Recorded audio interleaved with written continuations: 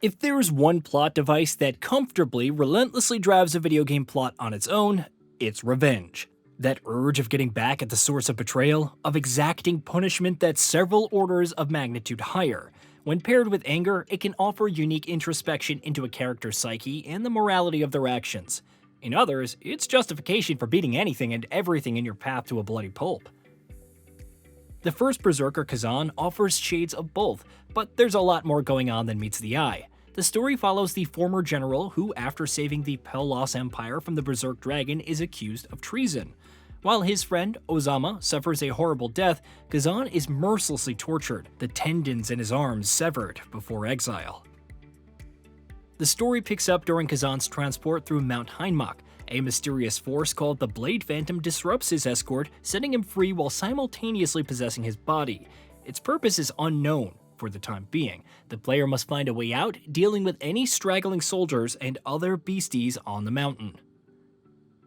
The first Berserker Khazan is based on Nexon's Dungeon and Fighter series, with the sordid tale of the former hero set hundreds of years prior.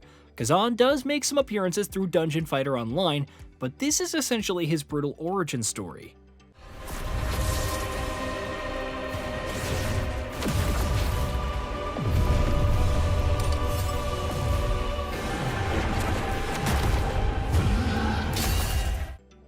Said brutality carries over to the gameplay as well. The first Berserker makes no bones about its roots, taking inspiration from Dark Souls with its shortcuts, stamina meter, light and heavy attacks, stance-breaking bonfires known as the Blade Nexus here, and respawning enemies. Lacrima, or souls, is your currency for leveling up, and it's dropped upon death. And of course, you can also dodge, and proper timing will result in a brink dodge. However, the other half of Khazan's gameplay loop is like Sekiro Shadows Die Twice, specifically its parrying system. The right timing means losing negligible stamina while reducing some of the enemy's fortitude gauge. Deplete it completely and you can execute a powerful critical blow. Also, while Lacrima is used to increase stats, thus affecting the scaling of weapon damage on top of other things, you earn separate XP towards skill points for unlocking new abilities, which we'll get into later. From the outset, it sounds straightforward, but weird. What makes Sekiro work is the lack of a stamina bar, where messing up a parry can deplete your health and poise, thus making subsequent parries that much more risky. In this case, not timing a parry and instead blocking will deplete more stamina. Running out leaves you temporarily stunned, which can be a death sentence against bosses with multiple attacks. You also have to account for this when attacking. Get too greedy and you might not have enough stamina to deal with the enemy's follow-ups. And yet, after going hands-on with the closed beta for the first Berserker Khazan, consisting of its 3 story chapters, I'm convinced that it's a solid mix of what should be 2 opposing playstyles. The result is a challenging Souls-like, one that may not always feel fair but still provides an exhilarating rush.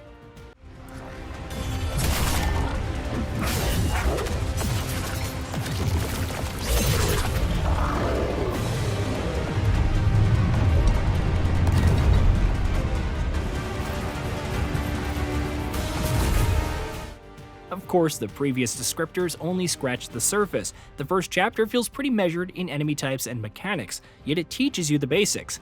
All of it comes into play against the boss Yetuga, while educating the player on breaking parts, avoiding or failing to avoid command grabs, and status effects. It's Chapter 2 where the game truly comes into its own. In Storm Pass, Khazan must pass 3 trials to exorcise the Blade Phantom, which introduces the other weapon types. The Greatsword is heavy, but is adept at cleaving multiple enemies with its attacks. It also has a shoulder attack as its sprinting attack, and a charged attack which deals extensive damage, even if it leaves you temporarily vulnerable. Then there's the Spear, my favorite, possessing more reach and sweeping attacks. Subsequent upgrades can unlock Moonlight Stance, where a successful light combo results in attacks dealing additional damage thanks to after images. It also applies to all attacks, using skill that allows for transitioning from a heavy attack into a stabbing light attack, and both deal additional damage thanks to Moonlight Stance.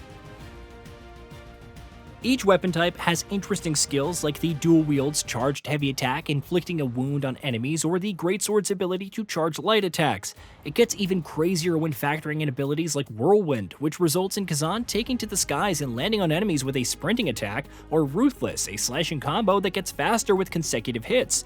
You can unlock skills which result in brink dodges dealing more damage on their attacks, changing completely, or even recovering stamina, offering a way to keep up the tempo with the axe and sword. While much of the gameplay is grounded, its skills strike a balance between stylish and brutal. If that wasn't enough, the First Berserker offers a loot grind. Though the starting commoner armor and weapons will increase defense and some stats, you'll eventually receive rare drops, some even belonging to gear sets which unlock powerful bonuses when paired with matching items. It's somewhat reminiscent of Nioh, but that's not the only common factor. Eventually, enemies will unleash burst attacks which are unblockable, but you get the counterattack ability.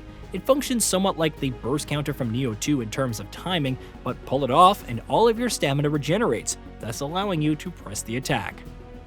Then there are the other spirits you can summon from Chapter 3 onwards, with the Spirit of Advocacy offering assistance, while the Remnant of Adversity challenges you to a fight. Defeating the latter yields rewards like the Lacrima of Circulation used for summoning and gear, which can be a great way to farm gear sets or shore up weaknesses. I haven't even gotten to the elite enemies, which seem capable of executing counterattacks on top of packing a punch and better rewards. However, the highlight of the experience is the boss fights without question. The Blade Phantom felt like a massive difficulty spike between its multitude of weapons, teleporting attacks, seamless transitions between everything, and delays. And yet, it taught me so much about changing up builds, trying new weapons, and fully exploiting the extra time from his fortitude broken state to deal more damage before exacting a critical blow. Those worried about spectacle shouldn't worry, since Viper, the boss in Chapter 3, starts like a more jacked up version of those spear-wielding dragon warriors before turning into something else entirely. Its second phase is frightening, yet undeniably cool. Though it's out in early 2025, I enjoyed much of my time with the First Berserker Khazan. Its action is undeniably crisp, yet punishing, but the environmental design and presentation are also quite strong. Going from Heinmach and its steep drops to the halls of Embar's temple to stop a dastardly device felt natural and smooth. There were various routes and optional areas to explore, some unearthing chests with loot and others offering soul stones to destroy in exchange for permanent buffs. The anime-esque art style also looks super sleek while retaining the grim tone of Khazan's journey. Speaking of vengeance, the closed beta gave the feeling of just getting started on that path, with Khazan likely to plunge further into darkness when all is said and done. As much as I like the stoic portrayal, I'm curious to see him embrace the Berserker within and give in to the anger. We'll see how the full game fares, but for now, the First Berserker Khazan is already hitting all the right Souls-like notes. Hey, did you know that we at GamingBolt upload new videos every day? Stick around, drop a like, subscribe, and hit that bell. And let us know what kind of content you'd like to see in the future with a comment below.